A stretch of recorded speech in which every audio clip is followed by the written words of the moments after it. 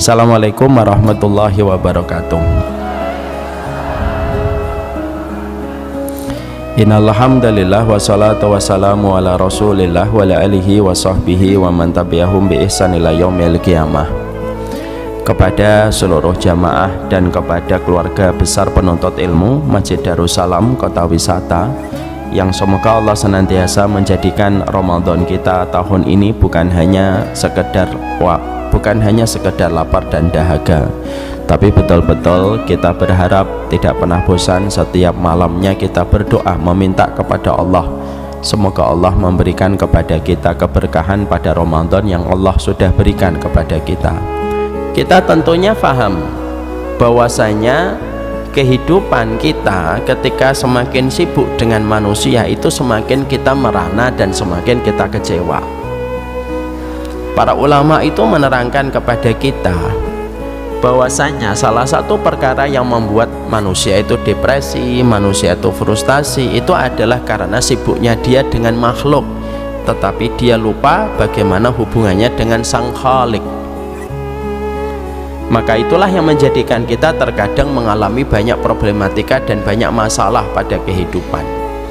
Tidak salah kalau kita mendapati Imam Ibnu Rajab itu berkata, kalau kamu ingin menjaga hatimu tetap bahagia, menjaga hatimu bersih, menjaga hatimu bening, supaya kamu bisa menikmati kehidupan, kata Ibnu Rajab itu apa? Jangan terlalu banyak bergaul terlalu luas. Karena bergaul terlalu luas itu melelahkan hatimu, meletihkan jiwa kita, dan akhirnya kalau hati kita sudah lelah, maka sesungguhnya kita susah bahagia. Karena apa? Hati kalau sudah sakit, dia tidak akan bisa merasakan kebahagiaan dan sukacita. Selama ini ibu, dulu saya menyangka, oh kalau kita bergaul luas kepada setiap orang, itu akan menjadikan kita mendapatkan banyak kebaikan. Oh enggak, kita ini kalau semakin bergaul luas, terlalu luas pergaulan kita, maka justru menjadikan kita kelelahan, menjadikan kita keletihan. Karena apa? Setiap orang yang kenal dengan kita dan kita mengenal mereka, semakin kita mengenal orang, semakin banyak konsekuensi yang harus kita hadapi dan semakin banyak komitmen yang harus kita berikan kepada orang yang begitu banyak ketika kita terlalu luas. Makanya sebenarnya standar kita di dalam kita menjaga hati kita, kalau kita ingin bergaul itu sebenarnya 40 orang saja itu sudah cukup. 40 orang ini yang betul-betul kita tahu sifatnya, karakternya kayak apa, sifatnya kayak apa. Yang kita harapkan 40 orang ini yang akan menyolati kita dan akan mendoakan kita ketika wafat. Tapi intinya dari apa yang dikatakan oleh Imam Ibnu Rajab itu apa? Terlalu bergaul luas itu akan menjadikan hati kita kelelahan. Maaf ya Bu, Ibu punya Instagram, lalu followernya 300 juta misal, maka ibu akan melayani 300 juta kalau sebagian mereka 1%-nya komen. Lihat komen Bu, apakah orang yang ngefollow kita bisa memahami setiap apa yang kita posting?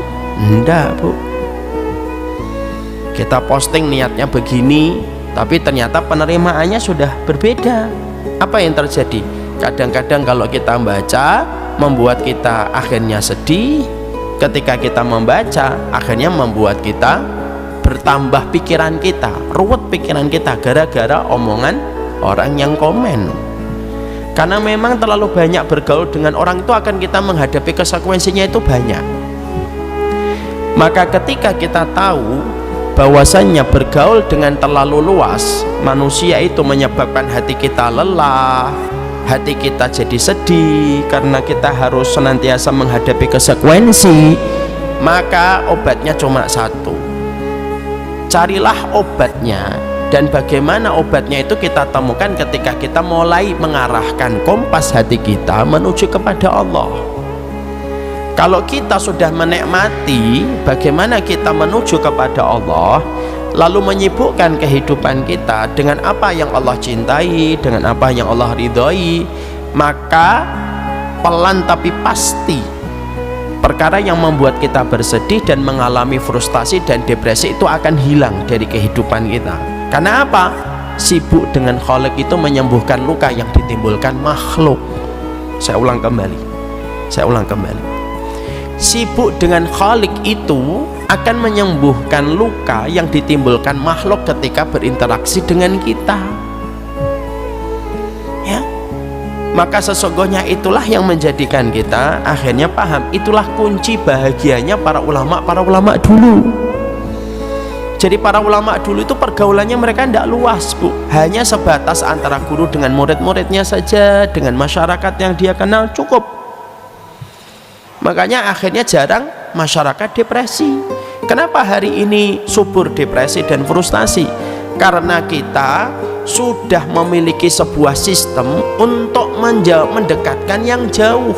Akhirnya apa? Kita sibuk terus untuk berinteraksi dengan banyak orang tanpa kita sadari interaksi kita kepada banyak orang itu tidak semuanya bisa membuat kita lapang. Maka obatnya satu, kembali menikmati bagaimana dirimu dengan Sang Khalik, itu yang akan menenangkan kita. Maka inilah yang menjadikan kita kenapa membahas tentang 175 jalan ke surga, karena ini upaya kita menyibukkan diri kita dengan Sang Khalik. Kita harus tahu apa yang harus kita lakukan, kita harus mengerti apa yang kita kerjakan, kita harus mengerti apa yang kita tinggalkan, supaya kita mendapatkan ketenangan pada hati kita. Karena tidak ada satu ketenangan yang didapatkan manusia kecuali satu, dia sibuk dengan Khalik. Karena kesibukan dengan Khalik akan menyembuhkan luka yang ditimbulkan makhluk ketika dia berinteraksi pada kehidupan. Nah, itu yang kita harus paham. Sekarang mari kita buka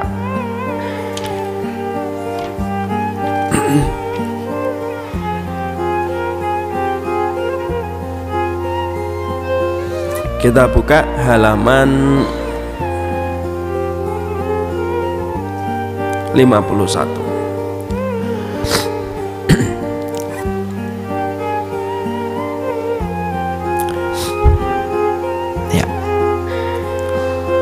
Salah satu di antara anak tangga kita di dalam menyibukkan diri kita kepada Allah, yaitu adalah salah satu di antara aktivitas para penghuni surga ketika mereka masih berjalan pada rendah riuhnya kehidupan di dunia. Itu sesungguhnya apa? Yaitu adalah salah satu aktivitas para penghuni surga itu adalah mereka senantiasa membasahi lisan mereka untuk berzikir kepada Allah. Allah menyampaikan firman-Nya di dalam surat Al-Ahzab ayat yang ke-35. Innal muslimina wal muslimat wal mu'minina wal mu'minat wal qanitina wal qanitat was sadiqina was sadiqat was sabirina was sabirat wal khashiina wal khashiat wal mutasaddiqina wal mutasaddiqat was saimina was saimat wal hafidina furujahum wal hafidat wadzakirin Allah katsira wadzakirat a'addallahu lahum maghfiratan wa ajran adzima. Ya. Allah menyampaikan pada surat Al-Ahzab ayat yang ke-35, sesungguhnya laki-laki dan perempuan muslim, laki-laki dan perempuan yang mukmin, laki-laki dan perempuan yang taat, laki-laki dan perempuan yang sabar, laki-laki dan perempuan yang khusyuk, laki-laki dan perempuan yang gemar bersedekah dan mereka berpuasa, laki-laki dan perempuan yang memelihara kehormatannya, dan laki-laki dan perempuan yang menyebut namanya Allah, maka sesungguhnya Allah menyediakan untuk mereka ampunan dan pahala yang besar. Ini dalilnya. Jadi kita mendapati di akhir surat Al-Ahzab 35 Allah menyampaikan wadzakirinallaha katsira wadzakirat a'addallahu lahum maghfiratan wa ajran adzima. Orang yang senantiasa berzikir kepada Allah dengan zikir yang banyak, baik laki-laki dan perempuan, maka mereka mendapatkan dua kedudukan sekaligus. Satu, mendapatkan ampunan dari Allah, dan yang kedua bukan hanya diampuni tapi diberikan pahala. Ini menunjukkan kepada kita bahwasanya kekuatan berzikir itu sangatlah besar. Sekarang mari kita bedah dulu dari sisi muqaddimah tentang masalah zikir. Yang pertama, ibu harus paham Dzikir itu merupakan salah satu di antara syariat di mana kekuatan dan manfaat dari dzikir itu bukan kembali sama Allah, tapi kembalinya sama diri kita. Ini harus kita paham ya Ibu. Jadi dzikir itu merupakan ibadah di antara seluruh ibadah yang Allah berikan pada kehidupan kita, di mana manfaatnya tidak kembali kepada Allah, tapi kembalinya itu sama kita. Banyak di antara kita menyangka kalau kita beribadah manfaatnya itu feedbacknya kembali kepada Allah. Enggak Bu, Allah itu ghaniyun hamid. Allah itu tidak perlu apapun dan Allah itu sudah terpuji. Jadi jangan pernah kita memiliki satu mindset kalau kita sholat, kalau kita puasa, kalau kita dzikir Allah nanti akan bertambah manfaatnya yang didapatkan oleh Allah. Enggak. Makanya Allah menyampaikan di dalam hadis qudsi, lau anna awalakum wa akhirakum wa insakum wa jinnakum ala atqa qalbi rajuli wahidin minkum ma zada fi mulki syai'a. Makanya Allah berfirman dalam hadis qudsi, kalaulah seluruh manusia, jin dan manusia kumpul di satu tempat, lalu mereka sepakat untuk bersatu padu melakukan ketaatan dan tidak ada satupun dosa yang mereka kerjakan, kata Allah, mazada fi mulki syai'an, tidak nambah sedikit pun kerajaan yang aku miliki walaupun sejengkal. Jadi kembali kita pada hadis itu adalah dzikir itu bukan untuk siapapun. Dzikir tidak kembali sama Allah, tapi dzikir itu kembali kepada diri kita. Ini yang penting. Kalau kamu tidak berzikir, Allah tidak peduli dengan zikirmu. Kalau kamu tidak berzikir, Allah tidak merasa rugi dengan kamu tidak berzikir. Tapi ketika kita berzikir kepada Allah, maka zikir itu akan kembali kepada diri kita. Kekuatannya, feedbacknya, dan seluruh kebaikan yang kita dapatkan itu kita dapatkan ketika kita berzikir. Dan sekali lagi kita pertegas, tidak kembali kepada Allah. Allah ridho, iya. Tapi Allah mendapatkan manfaat? Tidak. Karena manfaatnya kembali kepada makhluk itu sendiri. Saya ambilkan contoh Bu ya. Saya pernah Bu, ini satu contoh bagaimana kebaikan itu kembali kepada kita sendiri. In ahsantum li'ang fusikum. Kalau kamu berbuat baik itu ya sebenarnya kamu berbuat baik kepada dirimu sendiri. Saya pernah Bu melewati tol Pancoran. Tahu tol Pancoran? Ya. Kalau kita akan masuk ke tol Pancoran dari arah Jakarta, kan kita harus antri Bu dari tendian, betul atau tidak? Dari bawah itu kita naik ke atas. Ibu-ibu juga nggak tahu Pak yang paling. Kalau di mobil cuma duduk scrolling, suaminya biasanya yang tahu. Tapi enggak apa-apalah, setidaknya ibu tahu. Kita ini harus antrinya tuh dari bawah Bu, tendian naik jembatan di sebelah kanan, nanti baru masuk tol. Kalau ngambil dari jalur kedua nggak bisa Bu, karena yang kedua itu untuk langsung ke arah Patung Pancoran. Nanti tolong dicek sama suaminya. Nanti ibu tanya, Pancoran tuh mana sih? Maka ketika pada waktu saya pernah antri Bu di situ, dari bawah dong, kita dari bawah ke atas turun gitu. Tiba-tiba ada mobil nyelonong dari sebelah kiri mau masuk ke kanan. Kita kan pikirannya sudah, wah nggak mau antri, nyerobot kan begitu. Saat itu saya berpikir, mungkin dia nggak ngerti kalau masuk Pancoran itu harus dari bawah antrinya ya. Maka akhirnya udahlah bismillah, saya coba memberi udzur. Saya akhirnya ketika dia berkali-kali masuk tidak diperbolehkan, diklakson sama setiap mobil, pas ketika giliran berhadapan dempet-dempetan dengan mobil saya, pada saat itu saya persilahkan mobilnya untuk masuk. Saya husnudon, mungkin dia pertama kali melewati Pancoran, dia tidak tahu kalau antrinya dari bawah, mau balik lagi muter jauh, dan ke depan macetnya parah. Akhirnya apa? Saya izinkan dia masuk gitu. Dia ngasih tanda klakson sebagai ucapan terima kasih. Tin tin. Saya jawab dong, tin tin gitu. Ya kan? Masuklah. Bismillah. Saat itu saya cuma berpikir satu, perbuatan baik itu pasti kembali ke kita. Sudah dong itu Bu. Dah, saya mempersilahkan. Waktu sudah berganti, hari sudah berganti, saya sudah lupa kapan itu waktunya. Tiba-tiba saya lagi muter-muter di PIK Bu. Saya lagi muter di PIK. PIK itu bukan jajahan saya, jadi saya tidak tahu bagaimana cara masuk tol dan lain sebagainya itu, karena memang saya asing di daerah PIK itu. Ada salah satu pintu tol di PIK itu yang ternyata polanya sama kayak di Pancoran. Antri itu harus dari belakang. Saya kira bisa dari 2 baris. Masuklah saya dari sebelah kiri dong. Dan ternyata yang saya kiri saya ikuti, ternyata lurus semua. Loh, kok tinggal saya doang? Maka akhirnya mau tidak mau saya atret, sendong ke kanan, minta.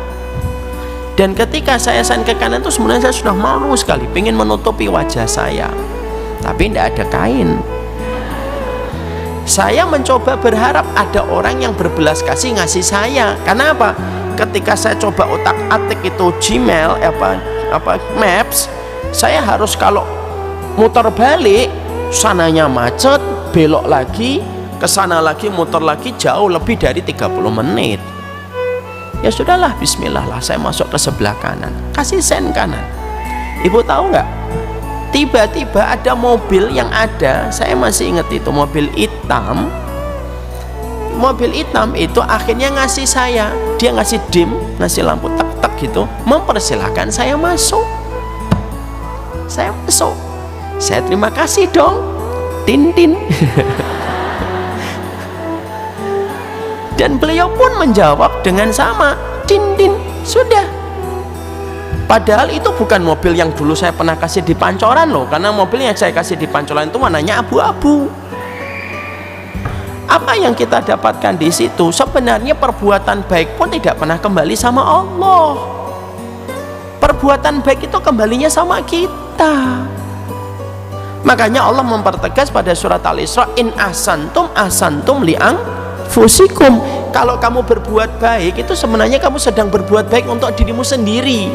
Karena kehidupan kita secara sederhana kayak algoritma sosial media. Ibu kalau buka infotainment, maka seluruh timeline kita di Instagram isinya infotainment atau tidak? Infotainment. Ibu misalkan buka kasus perceraian, maka yang lain itu semuanya langsung menyerang ibu, kasus perceraian fulan, kasus perceraian artis, kasus perceraian pemain sepak bola, semuanya keluar. Kenapa? Karena ibu pernah melihat infotainment lama lebih dari 2 menit, 3 menit, direkam itu sama algoritma Instagramnya. Oh, ibu ini sukanya infotainment. Padahal algoritmanya sempat mikir, padahal ibu ini sudah ngaji kelihatannya gitu. Akhirnya algoritma membentuk yang datang ke timelinenya ibu, berandanya ibu, semua tentang kasus perceraian. Ya nggak, itu algoritma atau tidak? Itu namanya algoritma Bu dalam bahasa sosial media. Sama kehidupan kita itu kayak algoritma. Apa yang kita buka itulah yang datang.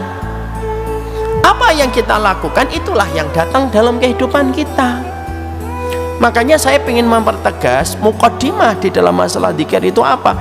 Dzikir itu tidak kembali kepada Allah. Dzikir itu kembalinya kepada kita. Kekuatannya kembali kepada manusia.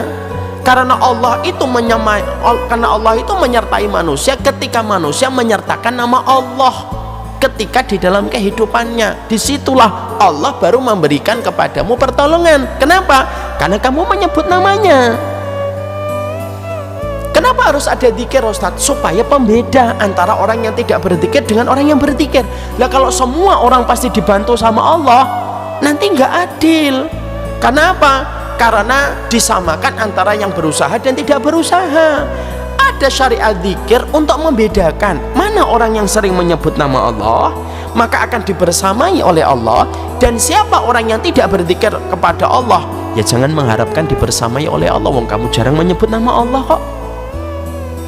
Dan itulah yang menjadikan akhirnya kita paham zikir itu membentuk kekuatan kita, bukan kembali kepada manfaatnya, kembali kepada Allah. Maaf ya ibu sering nggak ngelihat analogi sederhananya begini zikir itu. Kalau kita misalkan suami kita pergi ke terminal, karena suami kita itu orangnya ekstrovert, semua orang diajak ngobrol, kita baru meleng dikit dia sudah punya kenalan 2 orang gitu ya. Siapa itu Pak? Itu preman sini, itu preman kelapa gadung. Ya, apa? Kelapa gadung ya? Pulau Gadung. Ya, Pulau Gadung. Dia terminal, dia preman terminal Pulau Gadung. Lalu akhirnya suami kita ketika ngobrol dengan preman itu, akhirnya preman itu cocok dengan suami kita. Apa kira-kira kata preman itu? Karena preman dia senior, dia bilang, Pak, ya Bapak ini orangnya enak diajak ngobrol Pak. Iya. Ya sudah Pak, nanti kalau lain kali Bapak ke Pulau Gadung, atau suami atau istrinya Bapak, anaknya Bapak, nanti kalau ada apa-apa sebutkan nama saya ya Pak. Namanya siapa? Bambang. Bilang aja kalau diganggu sama preman, bilang saya keluarganya Bambang. Bambang mana? Bambang Gentolet gitu misal. Akhirnya dengan menyebut nama Bambang Gentolet, ketika anak kita ke Pulau Gadung ada yang mau gangguin, lalu akhirnya anak kita ngomong, saya saudaranya Bambang Gentolet. Oh siap Pak, siap Mas, silakan muter-muter di Pulau Gadung, silakan, kami jamin aman. Karena ternyata keluarganya Pak Bambang, ya Pak Bambang itu bos preman kami di sini. Akhirnya dapat kekuatan Bu. Maaf ya, tukang sihir saja tidak akan dapat kekuatan kalau dia nggak membaca mantra abrakadabra, baru dapat kekuatan. Itu analogi sederhana ketika Allah menyampaikan di dalam surat Al-Ahzab 35, wadzakirinallaha katsira wadzakirat. Kalaulah tukang sihir saja menyebut mantra dia mendapatkan kekuatan dari iblisnya, kalaulah anak kita menyebut nama preman di satu kampung atau di satu terminal menjadikan anak kita aman ketika dijaga sama preman-preman yang menjadi bawahan dari preman yang dikenal oleh kita. Loh, kita ini ketika nyebut nama pemilik alam semesta, raja di raja yang menguasai alam semesta, yang menjadikan setiap peristiwa tidak akan terjadi di atas muka bumi ini kecuali atas izinnya, lalu kita menyebut namanya dan tidak mendapatkan kekuatan, nggak logis itu. Pasti dapat kekuatan. Sehingga akhirnya berzikir itu bukan hanya masalah beban fikih. Zikirnya berapa kali? Subhanallah wa bihamdi 100, boleh nggak sekali aja? Kok 100 sih? Zikir pagi subhanallah wa bihamdi, astagfirullah wa atubu ilaih berapa kali? 100. Kita tidak lagi beban. Kenapa?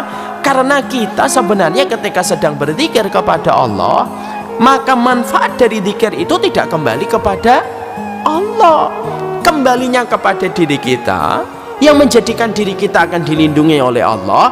Karena ketika Allah akan memberikan kepadamu kekuatan, ketika Allah akan memberikan kepadamu perlindungan, maka kamu harus menghadirkan dulu sebab dan faktor supaya perlindungan itu datang. Makanya kan sampai Rasulullah mengatakan perumpamaan mereka yang berzikir dengan tidak berzikir ya sebagaimana rumah yang dijaga dan rumah yang tidak terjaga. Ibu tahu nggak ada salah satu di antara tukang sihir atau dukun di Rusia? Coba saya masih ada nggak? Oh saya nggak ada YouTube-nya. Di YouTube itu masih ada. Kalau ada masih YouTube, saya delete YouTube. Di tukang dukun Rusia itu perempuan ketika diwawancarai dalam acara interview, dia itu ditanya, apa pengalaman yang paling menarik selama kamu menjalani profesi sebagai tukang dukun? Masya Allah.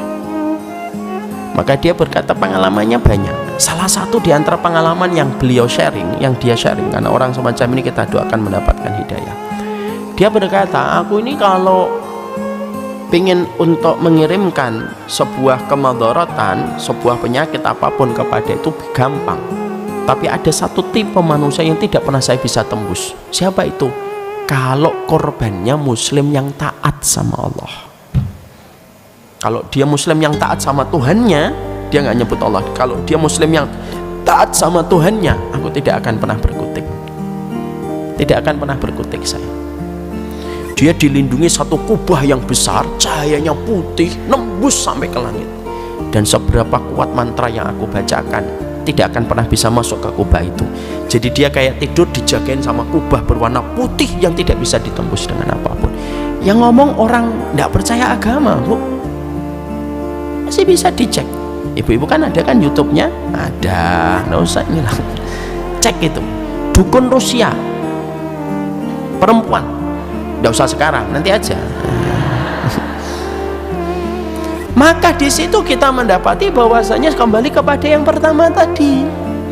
Makanya itu juga dipertegas sama Syekh Wahid Abdus Salam Bali, salah satu ulama ruqyah yang terkenal dari Mesir, Bu.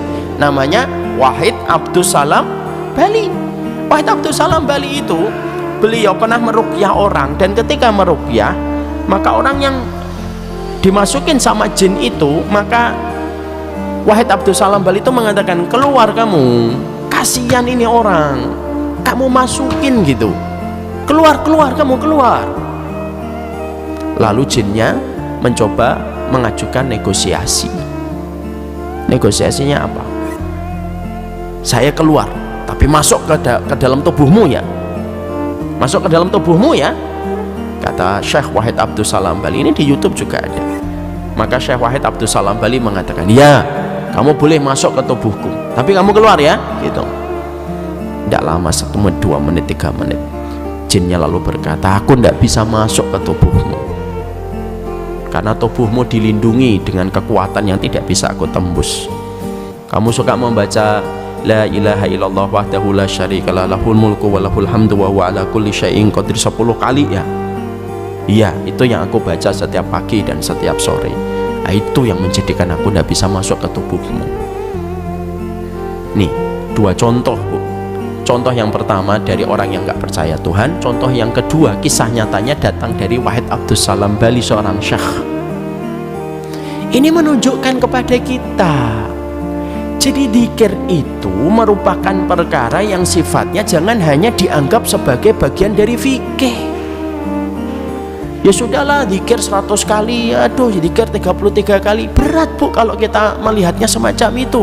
Hanya dilihat merupakan bagian dari deretan ibadah. Tapi ketika dzikir ini kita coba melihatnya dari sudut pandang yang tinggi dan menyeluruh, kita akan mendapati bahwasanya dzikir itu, Masya Allah, dzikir itu kekuatannya kembali kepada diri kita. Dan sesungguhnya Allah memberikan kekuatan pada kehidupan manusia dengan kekuatan yang tidak akan bisa dia dapatkan dari seorang makhluk manusia kecuali ketika dia terhubung dan terkoneksi dengan Allah. Itulah dzikir. Tapi kalau dzikir hanya senantiasa kita melihatnya sebatas ibadah makhdoh, ya kita mungkin tidak merasa butuh dengan dzikir. Sudah sholat lah, sudah puasa. Tapi kalau kita melihat bahwasanya orang di sekitar kita banyak yang berencana jahat untuk kita, dan tidak semuanya orang itu melihat kita dengan ridho, ketika kita faham bahwasanya ada kekuatan-kekuatan di sekitar kita yang terkadang ingin menjatuhkan kita, ingin menghancurkan kita dengan berbagai macam cara, maka kita faham kebutuhan kita kepada dzikir itu lebih besar daripada kebutuhan tukang sihir kepada mantranya.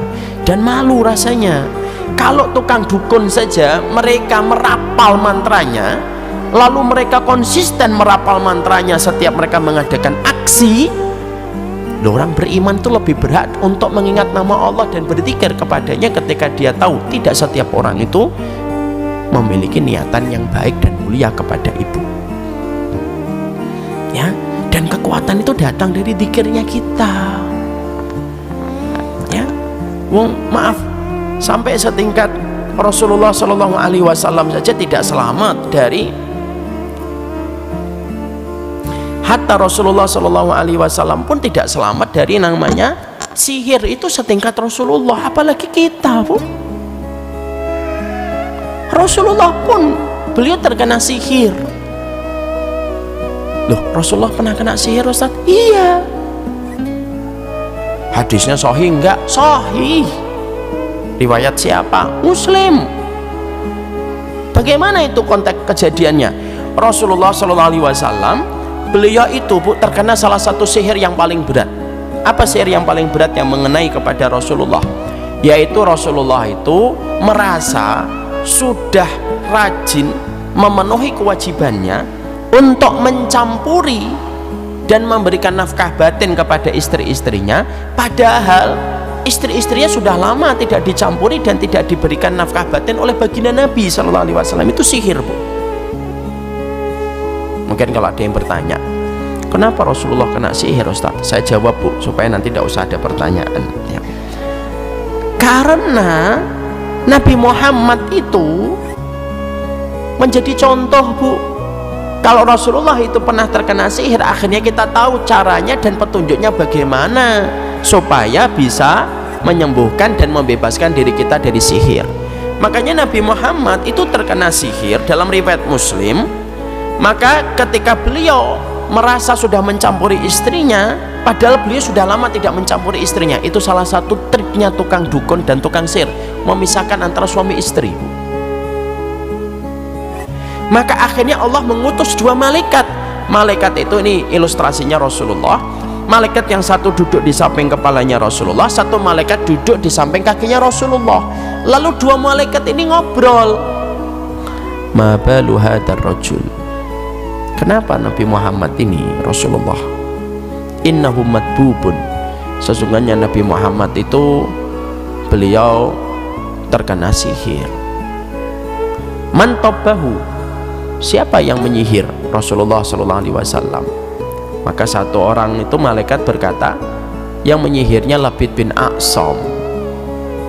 Fima tabbahu, dengan apa Rasulullah itu disihir? Fi mustin wa musyaqatin, dengan sisir yang diikat dengan rambut, dilemparkan ke sumur tua,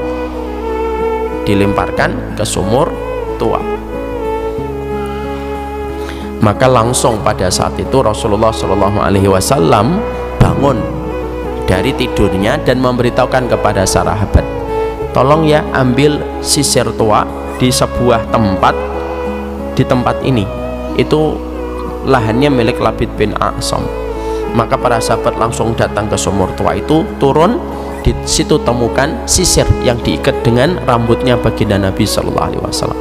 Dihancurkan itu sisir tua itu, diambil rambutnya, Rasulullah lepas dari pengaruh sihirnya. Kita pun juga sama sebenarnya. Siapa yang menjamin kita, kan? Kita tentunya mendapati bahwasanya tidak setiap orang yang tersenyum kepada dirimu dia tersenyum hatinya. Berapa banyak orang yang tersenyum kepada dirimu dia sedang mengasah pisau untuk menikam dirimu. Tidak setiap orang yang berfoto dengan dirimu dia sedang berfoto dengan dirimu, tapi dia sedang mencari celah untuk menjatuhkan dirimu. Maka inilah yang menjadikan kita kembali kepada poin yang pertama tadi. Kenapa zikir? Zikir itu bukan hanya semata-mata ibadah makhdhah. Zikir itu kebutuhan kita. Bahwasanya selain pada fisik yang kelihatan dengan visual, ada kekuatan yang tidak bisa kita lihat dengan mata kasat kita. Dan ketika kita berzikir, kembalinya kepada diri kita dan tidak kembali kepada Allah. Dan itulah yang menjadikan kita kembali memberi arti, zikirmu itu bukan hanya sekedar ibadah makhdhah, tapi zikirmu itu adalah karena kebutuhan kamu kepada kekuatan.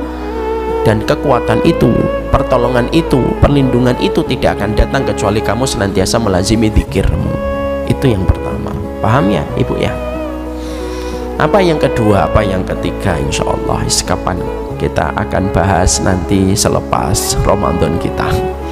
Jadi kita baru membahas nomor satu, sisi lain dari zikir, supaya kita memahami zikir itu tidak hanya sekedar ibadah mahdhah. Itu yang ingin saya sampaikan lebih dulu. Kalau kita sudah memiliki mindset bahwasanya zikir itu bukan hanya sekedar ibadah mahdhah, maka semoga dengan itu kita akhirnya menikmati setiap zikir kita ketika kita menyebutkan nama Allah. Saya tutup dengan sebuah kisah nyata yang cukup terkenal. Saya dulu membaca ada sebuah kejadian di daerah Timur Tengah, di Afrika, maaf. Maka ada sebuah kejadian, 2 orang perempuan harus pulang tengah malam. Ketika mereka yang pertama itu, perempuan itu berjalan, di depannya itu ada banyak anak-anak muda nakal, dan sebagian dari mereka itu minum khamr. Pada saat itu perempuan itu ketika akan melewati jalan itu sudah berpikir dia, saya kira-kira diganggu tidak ya? Tapi dia tidak punya jalan yang lain kecuali harus lewat situ. Akhirnya dia berzikir, dan memang beliau adalah seorang wanita yang terbiasa zikir pagi, zikir sore, Bu. Akhirnya dia melewatinya itu, dan dia melihat satu keanehan. Laki-laki yang berkerumun di depan itu, mereka menundukkan pandangannya dan tidak berani melihat kepada dirinya. Dan dia sempat bertanya, kok gitu, kenapa ya? Akhirnya dia selamat. Gak lama setelah beliau, ada perempuan lagi yang lewat di tempat itu. Nah, berbeda dengan yang pertama, dia tidak terbiasa dengan zikir.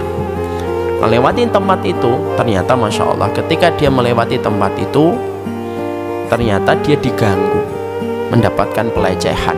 Alhamdulillah tidak sampai pemerkosaan, karena sempat dia berteriak dan akhirnya membubarkan para pemuda itu. Tapi karena sikapnya aparat, akhirnya semua pemuda tersebut ditangkap. Yang istimewa itu adalah ketika akhirnya semuanya maju ke penyidikan, anak-anak muda ini didatangkan saksi, dan di antara saksi yang didatangkan karena kerekam CCTV ada perempuan yang lewat pertama kali, yang tadi tidak diganggu sama kerumunan pemuda tersebut. Nah, itu termasuk dipanggil oleh aparat untuk dimintain keterangan. Ketika dia didatangkan, maka perempuan itu ingat beberapa wajah dari pemuda-pemuda yang dia temui di tengah malam itu, dan dia berkata, ya ini yang saya kenal, ini ada, ini ada, ini ada, saya lihat memang ada. Yang menarik adalah perempuan itu sempat karena penasaran memberanikan diri bertanya, maaf, kenapa ketika saya lewat saya nggak diganggu sama sekali sama kalian, tapi kenapa yang kedua ini diganggu? Nah, perhatikan jawaban. Maka pemuda-pemuda itu berkata, karena ketika kamu lewat, kamu didampingi dengan penjaga yang sangat menyeramkan ada di belakangmu, dan kami mengira itu adalah saudara laki-lakimu. Padahal perempuan itu mengatakan, saya tidak bersama siapa-siapa. Dan tidak ada sebuah jawaban yang paling mewakili untuk memberi keterangan tentang hal ini apa, kecuali satu, yaitulah zikir yang akan memberikan sebuah pertolongan. Ada salah satu keluarga jamaah kami di Pamulang bercerita, Bu, tentang dahsyatnya sebuah zikir, supaya kita tambah tahu bahwasanya zikir itu bukan hanya masalah ibadah mahdhah. Beliau melakukan perjalanan ke Sumatera, tepatnya ke Padang. Semalam suntuk, suaminya nyetir, paginya digantikan istrinya. Sebelum digantikan sama istrinya, kebiasaan keluarga ini berzikir pagi dan berzikir sore. Zikir dulu ya, zikir dulu. Keluarga ini berzikir. Ketika berzikir sudah, sang suami ngambil posisi sebelah kiri bersama dengan 2 putrinya. Beliau, istrinya, menggantikan posisi suaminya sebentar untuk menghilangkan rasa ngantuk suaminya dan kembali nanti mengemudikan mobil. Perjalanan kita tahu, jalan di Sumatera itu kan lumayan ekstrim. Maka qadarullah istrinya sempat ngantuk, dan ketika beliau ngantuk, maka beliau sempat terlelap dalam hitungan persekian detik. Dan ketika sedang terlelap ngantuk, tidak kuat menahan, masuklah dia ke jurang mobilnya. Ini masuk ke jurang. Jurang itu sekitar 30 meter dari jalan. masuk ke bawah terus gitu. Yang di atas yang melihat kejadian itu, mereka teriak-teriak semuanya dan menyangka itu meninggal semua. Mobil itu akhirnya terus menuju ke bawah tanpa bisa dikendalikan. Sesuatu yang paling dikhawatirkan adalah mobil itu terbentur dengan gundukan tanah, cetek langsung terbalik berguling. Itu yang paling dikhawatirkan kan. Tapi ternyata dia tidak menemukan gundukan tanah itu, padahal ada gundukan tanah. Dan akhirnya nabrak salah satu pohon besar, jeduk, berhenti. Beliaunya tidak terluka parah, suaminya tidak terluka parah, hanya lecet-lecet. Anak-anaknya pun selamat, 2 perempuan di belakang. Dan beliau bercerita itu kepada kami. Terus beliau bertanya, apakah ini juga bagian dari pertolongan Allah Ustaz setelah kami berzikir pagi? Ya iya. Kalau bukan pertolongan Allah, pertolongan siapa? Gendruwo. Saya bilang, ini pertolongan Allah. Dan beliau menyampaikan kisah ini, saya minta izin saya ceritakan ya Bu tentang bagaimana hal ini. Silakan Ustaz. Disitulah kita semakin paham, zikir bukan karena Allah yang bertambah manfaatnya dari zikir kita. Zikir itu bukan berarti kita pengen kaya, enggak. Zikir itu memberikan kita perlindungan, sehingga semangat kita berzikir harusnya mengalahkan semangatnya tukang dukun ketika merapal mantra. Wallahu a'lam bishawab. Ini baru mukaddimah nomor 1, sisi lain dari zikir yang kita harus paham. Nanti insya Allah pada pertemuan berikutnya kita akan bahas nomor 2, nomor 3 kita bahas zikir itu apa saja, keutamaan zikir itu apa saja. Saya mohon maaf sekali, ini hanya sampai setengah 11. Biasanya sampai jam 11. Saya mohon maaf, ada waktu setengah jam yang saya minta supaya segera mengkondisikan rumah. Saya mohon maaf sebesar-besarnya, karena ini baru nomor 1. Ibu-ibu ndak usah nanya ya, karena bisa jadi pertanyaan ibu ada terjawab pada nomor 2 dan nomor 3. Nanti insya Allah kita akan buka pertanyaan pada waktu pertemuan berikutnya. Wassallallahu ala nabiyina Muhammad. Ini yang dapat saya sampaikan. Subhanakallahumma wa bihamdika asyhadu an la ilaha illa anta astaghfiruka wa atubu ilaik. Saya pamit undur diri, saya serahkan kepada Ibu. Assalamualaikum warahmatullahi wabarakatuh.